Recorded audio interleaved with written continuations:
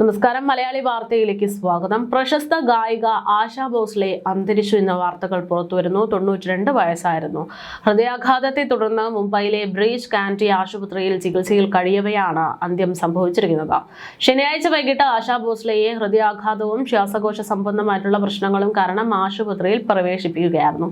ആശാ ഭോസ്ലെയെ കടുത്ത ക്ഷീണവും നെഞ്ചിലെ അണുബാധയും കാരണം ആശുപത്രിയിൽ പ്രവേശിപ്പിച്ചതായിട്ട് കൊച്ചുമകൾ സനായി ഭോസ്ലെ നേരത്തെ തന്നെ അറിയിച്ചതാണ്. ഇൻസ്റ്റഗ്രാം പോസ്റ്റിലൂടെയായിരുന്നു പ്രതികരണം.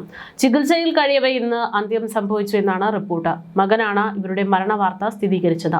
ബോളിവുഡ് സംഗീതത്തിലെ സുവർണ കാലഘട്ടത്തിലെ അവശേഷിക്കുന്ന ഏറ്റവും വലിയ പ്രതിഭയാണ് ആശാ ഭോസ്ലെ.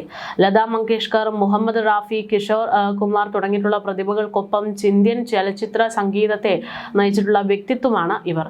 20ലധികം ഇന്ത്യൻ വിദേശ ഭാഷകളിലായി ആയിരക്കണക്കിന് ഗാനങ്ങൾ ആലപിച്ചിട്ടുള്ള ആശാ ഭോസ്ലെ ഗസലുകൾ, ഭജനുകൾ, ശാസ്ത്രീയ സംഗീതം, പോപ്പ് തുടങ്ങിയിട്ടുള്ള വിവിധ വിഭാഗങ്ങളിൽ തന്റെ വ്യക്തിമുദ്ര പതിപ്പിച്ചിട്ടുണ്ട്.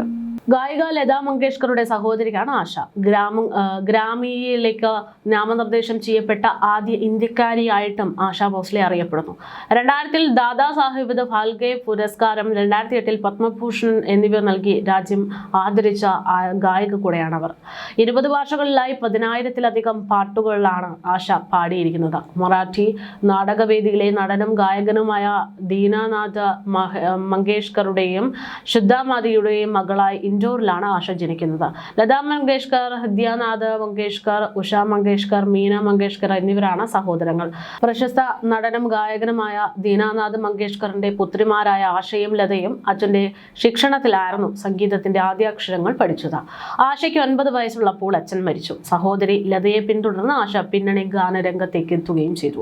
1943-ൽ മജാബാൽ എന്ന മറാഠി ചിത്രത്തിലെ ചാല ചാല നബ്ബാല എന്ന ഗാനം പാടിക്കൊണ്ടാണ് പിന്നണി ഗാന രംഗത്തേക്ക് അവർ അരങ്ങേറ്റം കുറിക്കുന്നത്.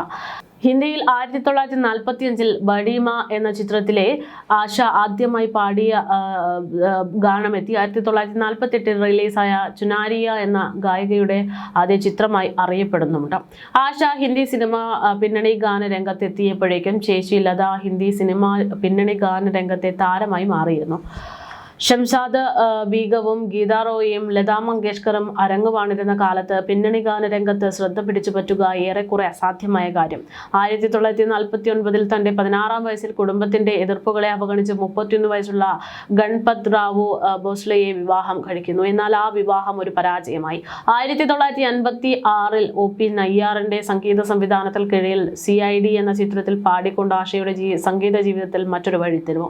പിന്നീട് 1974-ൽ വഴി പിരിയുന്നതുവരെ ഈ സംഗീത ജോഡി നിരവധി ഹിറ്റുകളാണ് സമ്മാനിച്ചത്.